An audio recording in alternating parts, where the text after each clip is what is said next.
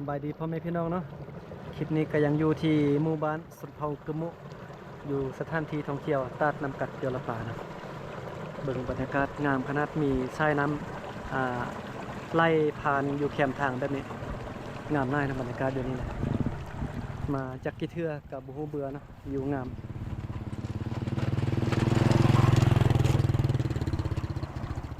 เบิ่งเนาะทรายน้ำไล่นี่โอ้น้ำเย็นขนาดเนาะน้ำเย็นน้ำใสเลย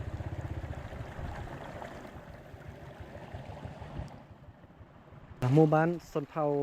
กึมุอยู่บนนี้นี่ก็เป็นบ่อนท่องเที่ยวเนาะที่เฮาสามารถที่จะย่างเข้ามา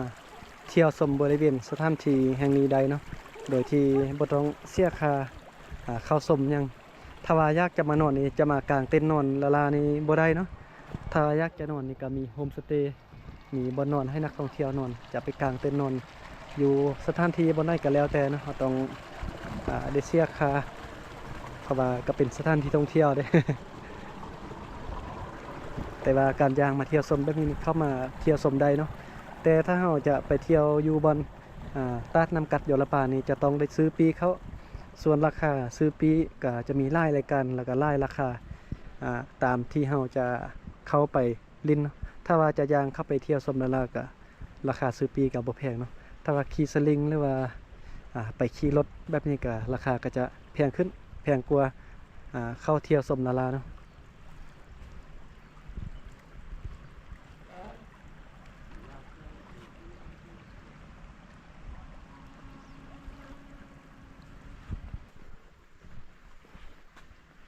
น้ำลายเนาะเบิ่งปลาทูนี่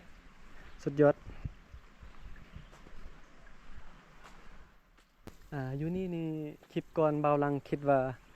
มากางเต็นท์นอนได้ที่จริงบ่กางเต็นท์นอนบ่ได้เนาะถ้าว่าจะกางเต็นท์นอนต้องไปกางเต็นท์นอนอยู่ที่จุด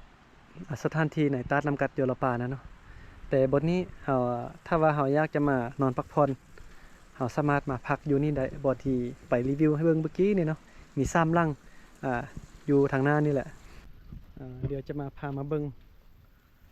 บนนี้นี่จะเป็นโฮมสเตย์เนาะไว้ให้นักท่องเที่ยวคลิปก่อนเบาลังมารีวิวแต่ว่าบ่ฮู้เนาะ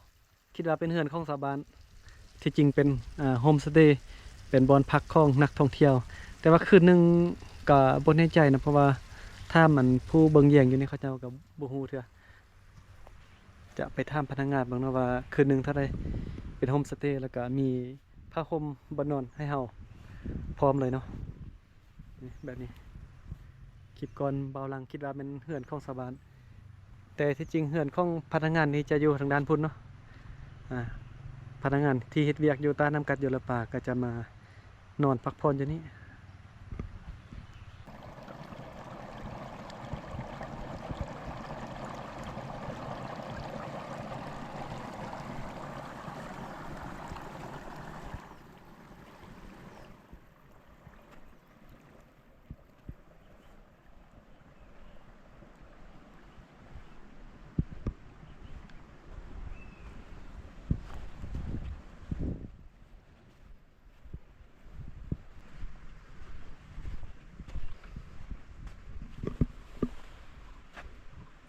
อันนี้ก็เป็นบอนล้างถ้วยล้างบวงนึ่งเข้า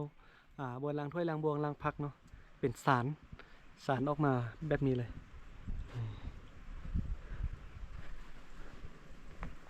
โอ้ก้อนหินนี่ใหญ่ไทยใหญ่กว่าก้อนหินเนี่ยอากาศนี่ก็เริ่มใหญ่แล้วเนาะช่วงนี้เขาเจ้ากำลังปลูกเขามาเบิ่งบนนี้เนาะเอาก้อนหินมาง่อยไว้แบบนี้มาไว้สำหรับการคั่วกินเอาซีนมาฟักเอาผักเอาอย่างมาซอยอยู่นี่เนาะเป็นเคี่ยงกับว่าแม่นเนาะเป็นเคี่ยงอยู่นี่คั่วกินอยู่นี่เลยโอ้บรรยากาศดีที่เฮือนหลังนี้นะ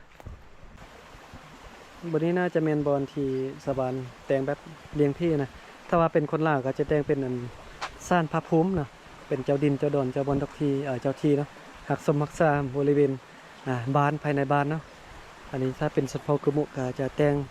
ตกต่างกันไปเนาะลักษณะแบบนี้ทางเข้ามาบ้านก็จะบนนี้เนาะกับประมาณนี้